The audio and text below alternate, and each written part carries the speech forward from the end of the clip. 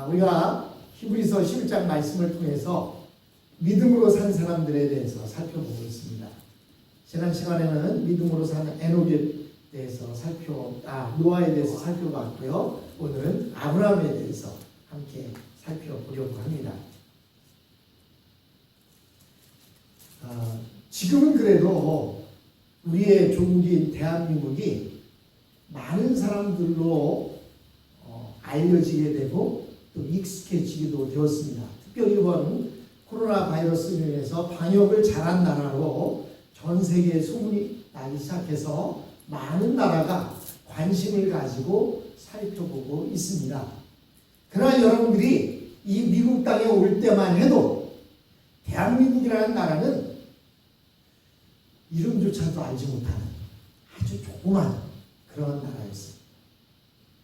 그리고 인구도 이제는 한 6천만 명 정도 되지만 여러분들이 이 땅에 오실 때만 해도 인구가 한 4천만 명 정도 되는 아주 조그만 나라였습니다. 근데 이 조그만 나라가 가끔은 좋은 선수가 나와서 사람들에게 해자가 되어지기도 합니다. 특별히 한국이 잘하는 운동들이 있죠. 그 가운데 가장 잘하는 운동 그러면 동계 운동으로는 쇼트트랙이라고 하는 그런 스케이팅이 있습니다. 쇼트트랙이라고 하는 것은 트랙이 작아요. 200m밖에 안 됩니다. 보통의 트랙은 400m 트랙인데 이 쇼트트랙은 200m 트랙을 조그만 그 바퀴를 여러 바퀴 돌면서 순위를 가리는 그러한 운동인데 그 쇼트트랙에 있어서는 한국이 최고입니다. 또한 한국의 피겨 선수 가운데 김연아라고 하는 선수가 있어서 그 김연아 선수는 세계에 모르는 사람이 없을 정도로 그렇게 인기를 끌었습니다. 그리고 하계 운동으로는 물론 한국의 국기인 태권도가 있지만 그보다 더 잘하는 운동이 있어요. 그게 뭔지 아십니까? 한국은 활의 나라지 않습니까? 활. 아주 활을 잘 쏩니다. 그래서 양궁에 있어서는 한국을 추종할 나라들이 없어요. 그래서 전 세계의 양궁 국가대표의 지도자들이 거의 다 한국 사람들입니다. 한국에서 선수 생활을 했던 사람들이 지도자가 되어서 전 세계에 나가서 양궁을 지도하고 있습니다. 그런데 우리나라는 즉 대한민국은 세계적인 안목으로 볼 때에는 결코 큰 나라가 아닙니다. 아마도 다른 나라 사람들 중에서 대한민국을 모르는 사람이 아는 사람보다 훨씬 많을 거예요. 그렇게 작은 나라지만 이렇게 자기 자신의 주어진 분야에서 최선을 다해서 삶으로 인해서 세계의 최고가 되었을 때 전 세계 사람들을 깜짝 놀라게 하는 경우가 있습니다. 그런 일은 하나님 나라에서도 일어나게 됩니다. 많은 사람들은 하나님 나라가 있다는 것조차도 잘 알지 못합니다. 전혀 이름도 없는 하나님의 백성이 믿음으로 살아갈 때 많은 승리를 이루게 되고 그로 인해서 세상 사람들에게 깜짝 놀랄 만한 그런 주목을 받는 일이 있게 된다는 것입니다. 한동안 우리가 예수를 믿는다는 것, 신앙생활을 한다는 것, 그것은 예수 천당, 불신 지옥 이 말밖에 없었습니다. 즉 그 얘기는 뭐냐면 예수 믿어 천국 가고 안 믿으면 지옥 간다. 그것이 믿음의 전부라고 생각했어요. 그러나 예수 믿는 사람들에게 있어서 죽어서 천국 가는 것, 그것만큼 중요한 것이 있는데 그것이 뭐냐면 이 세상에 사는 동안 얼마나 멋진 믿음의 삶을 사느냐가 달려 있다는 것입니다. 예수를 믿어서 천국 간다라고 하는 것은 우리가 이 땅에서 예수를 믿음으로 믿는 사람답게 이 땅을 아름답고 멋지게 살아갈 때 천국은 당연하게 주어지는 것입니다. 우리가 예수를 믿는 것이 천국만을 가기 위해서 믿는 것이 아니에요.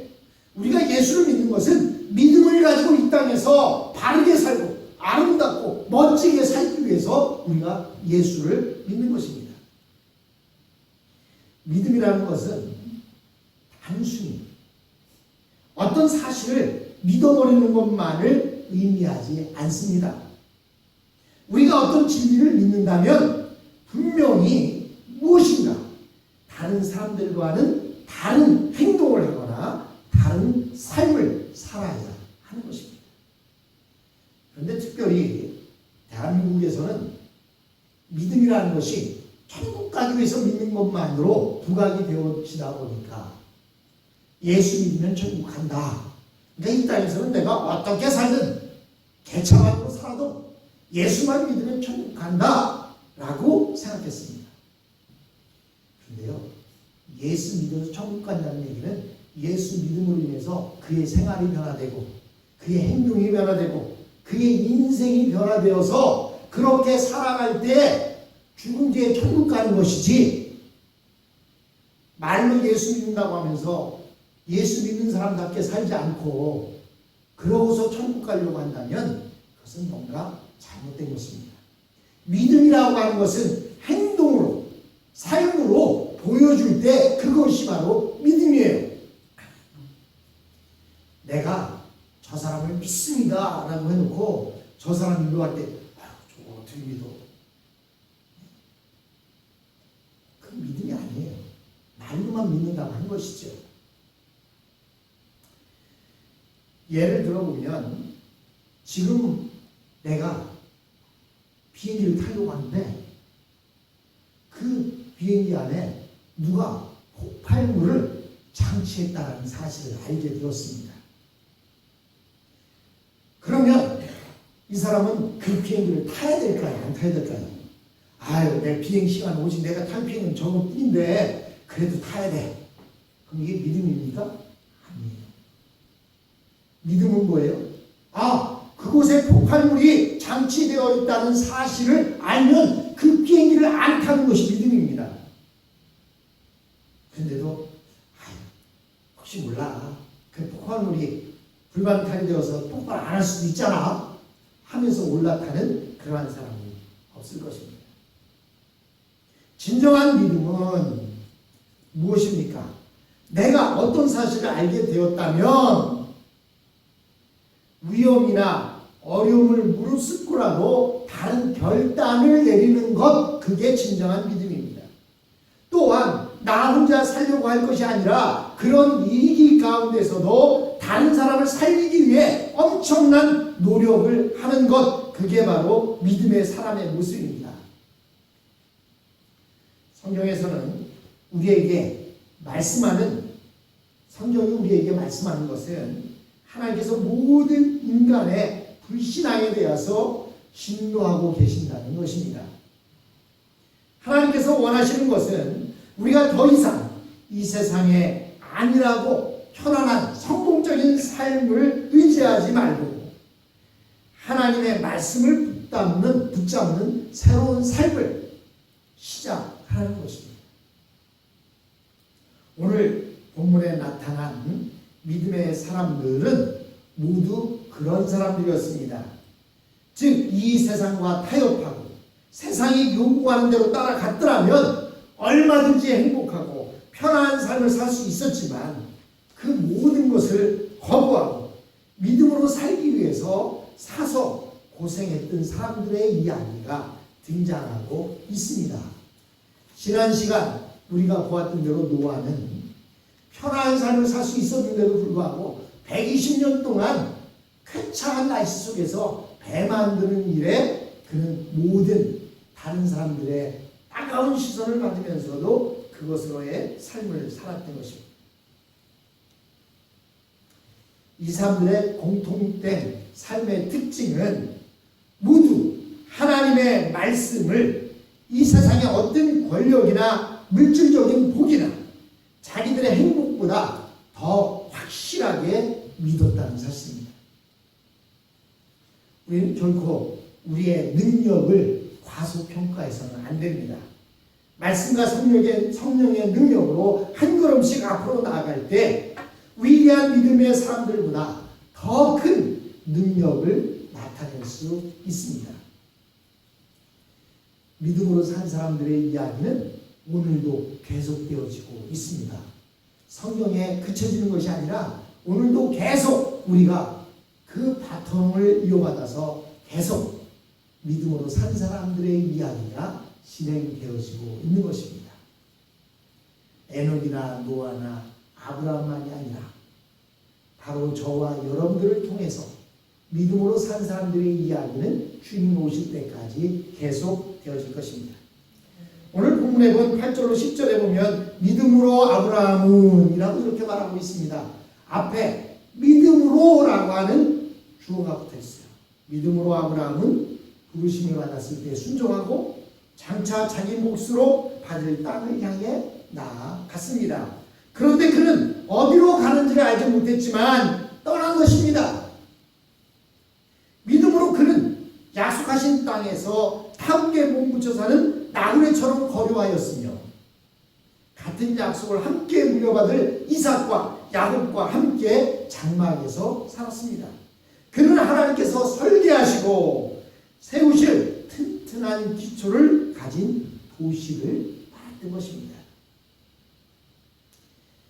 믿음의 조상 아브라함의 삶에 진정한 변화가 일어나는 것은 그의 나이 75세 때였습니다.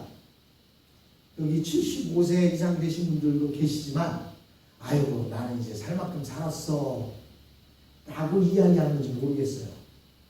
근데 아브라함은 여러분들이 살 만큼 살았어 라고 하는 그 75세의 나이에 하나님의 부르심을 받고 본토 친척 아비의 집을 떠났습니다.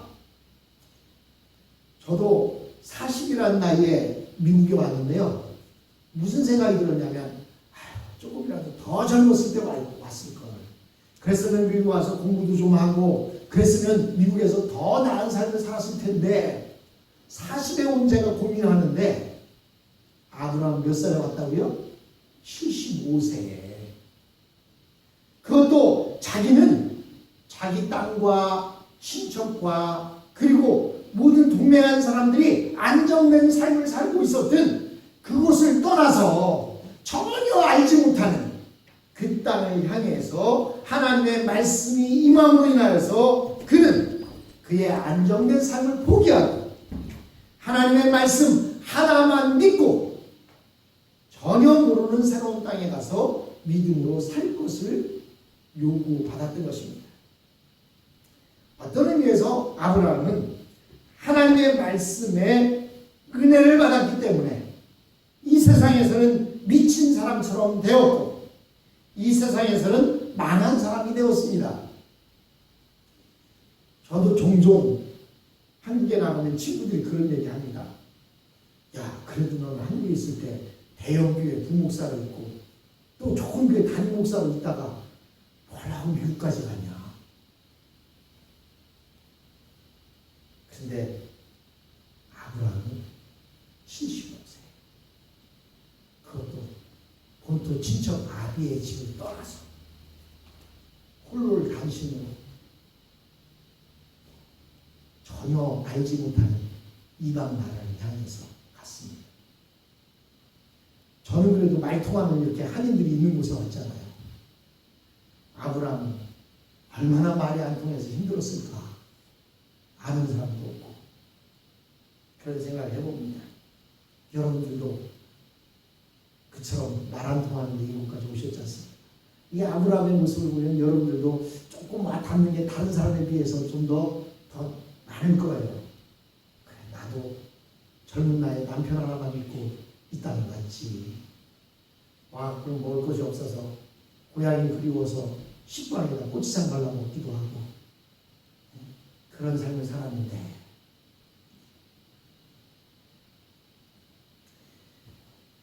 그럼에도 불구하고 아브라함은 하나님의 말씀을 붙잡고 모든 부와 안정된 삶을 포기하고 한 번도 살아본 적이 없는 이방 땅에 이민을 가서 전혀 모르는 곳에서 새로운 삶을 시작했습니다. 세상적으로 보면 아브라함은 이때에 망한 것이고 하나님 앞에서는 위대한 믿음의 삶이 시작된 것이었습니다. 하나님께서 아브라함에게 요구하신 것은 이 세상이 주는 안정된 삶을 포기하고 오직 하나님의 말씀 하나만을 가지고 살라고 하는 것이었습니다. 여러분, 언젠가 TV를 한번 보니까요, 그 TV에 서바이벌 프로그램이 있더라고요. 그것은 아무도 없는 정글에 그 서바이벌 프로그램에 합류한 사람들이 여러 가지 어려운 과제들을 받고 그 어려움을 극복해서 마지막까지 살아남는 그러한 게임이었습니다. 매 게임을 하고 난 후에 못한 사람은 투표를 해서 추방당하고 끝까지 살아남은 사람들에게는 많은 상금을 주는 그런 프로그램이었습니다. 믿음이라고 하는 것은 오직 하나님의 말씀과 기도만으로 아무것도 없는 세상에서 살아남는 서바이벌 프로그램과 같은 것입니다. 아브라함은 아는 사람도 없고 도와줄 사람도 없고 심지어는 심한 흉년까지 든 가나안 땅에서 하나님의 말씀과 기도만으로 살아남았습니다. 아브라함이 처음 가나안 땅에 와보니까 환영하는 사람은 한 사람도 없었습니다. 오히려 내가 잘못 온 것이 아닐까라고 생각하고 싶을 정도로 아브라함에 대한 사람들의 태도는 무관심하거나 적대적이었습니다. 거기다가 심한 흉년까지 겹쳤을 때 상당히 실망했을 것입니다. 그리하여 그는 실패한 삶인 것처럼 느껴졌습니다. 그래서 그는 흉년이 들었을 때 그 가나안 땅을 떠나서 애굽 땅으로 내려갔는데 그곳에 내려갔다가 부인을 바로왕에게 빼앗기는 일을 당했습니다. 이것은 엄청난 실패였던 것입니다. 그러나 아브라함이 하나님의 말씀을 붙들었기 때문에 하나님의 능력이 나타났습니다. 애굽의 바로는 사라에게 손을 대지 못했습니다. 왜냐하면 하나님께서 손을 대지 못하게 하셨기 때문입니다. 오히려 많은 재물과 가축을 주고 사라를 주면서 애굽을 떠나달라고 바로왕이 간청합니다. 여기서 아브라함은 믿음의 놀라운 맛을 체험했습니다.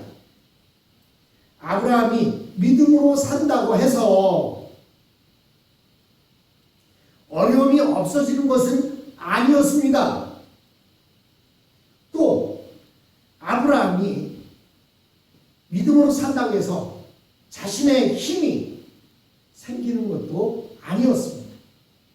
그런데 믿음은 하나님의 능력이 나타나게 해서 애굽의 왕 바로를 굴복시켰습니다.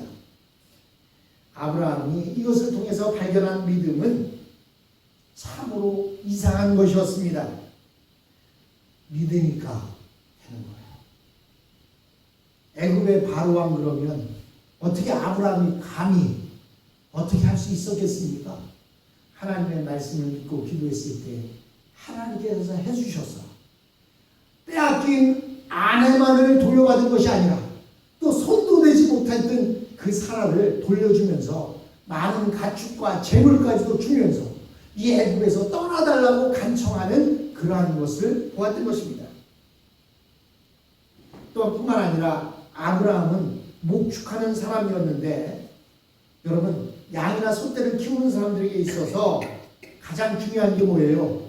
바로 푸른 초장과 물입니다. 그런데 이것을 키우다 보니까 자기의 하인과 조카 롯이 롯의 하인들이 서로 물과 초지를 놓고 싸우는 문제가 생겼습니다. 아브라함은 목초지가 너무 좁아 그렇구나 생각해서 조카 롯에게 네가 우하면 나는 좌하고 네가 좌하면 나는 우하겠다 이렇게 얘기했더니 롯이 삼촌의 생각은 전혀 하지도 않고 덥석 가장 좋은 초지가 있는 그 땅을 자기가 선택한 것입니다. 그 땅이 무엇이 있는데요? 바로 소돔이 있는 땅이었습니다. 그 소돔 땅은 풀이 우거지고 또 물이 좋은 그러한 곳이었습니다. 그래서 아브라함은 어쩔 수 없이 헤브론 골짜기로 들어갔습니다. 그런데 그것이 서운한 일이었고 안타까운 일이라고 생각했는데 그 뒤에 그곳에 전쟁이 터졌어요. 그래서 가나안 사람들이 모두 붙잡혀갔습니다. 그런데 쳐들어왔던 그 사람들이 아브라함이 있는 헤브론 골짜기는 건드리지도 않았습니다. 아이고 그건 뭐 별로 쓸모도 없는 땅 건드리면 뭐해? 빼앗으면 뭐해? 뿐만 아니라 아브라함은 조카 롯이 붙들려갔다는 말을 듣고 따라가서 침략자들을 공격했는데 하나님께서 그 하나님의 능력이 나타나서 많은 적을 다 이기게 하시고 사람들이나 물건들을 도로 찾아오게 해 주셨습니다. 이렇게 믿음은 참으로 이상한 것이었습니다. 분명히 나는 아무것도 할 수 없는데 하나님이 이기게 해주신 것입니다. 믿음은 나는 없습니다. 오직 주님만이 있습니다. 나는 할 수 없습니다. 오직 주님만이 하실 수 있습니다. 고백하는 것이 믿음이고 그 하나님을 의지해서 담대히 나아가는 것이 믿음입니다. 그냥 예배 드리는 것으로 끝내는 것이 아니라 하나님 믿습니다. 그 힘을 줘서 말하는 것으로 끝나는 것이 아니라 그 믿음을 가지고 세상 가운데 나가서 사는 것입니다. 이겨내는 것입니다. 믿음이 있다고 해서 고난이 없는 것이 아닙니다. 믿음이 있다고 해서 환난이 없는 것이 아닙니다. 믿음이 있다고 해서 자녀의 문제가 안 생기는 것이 아닙니다. 믿음이 있어도 고난도 오고 환난도 오고 여러 가지 문제도 옵니다. 그러나 우리가 환난과 고난과 그 어려움을 바라보는 것이 아니라 믿음은 하나님을 바라보도록 만드는 것입니다. 그 하나님을 바라볼 때 하나님께서 행하십니다. 아브라함이 한 것이 아니라 하나님이 하십니다. 하나님께서 바로 왕을 건드십니다. 하나님께서 가나안에 침략한 침략자들을 건드십니다. 하나님께서 하십니다. 사랑하는 성도 여러분, 나는 없습니다. 오직 주님만이 계십니다. 그렇게 주님을 붙잡고 이 땅에 나아갈 때 하나님께서 승리케 해 주십니다.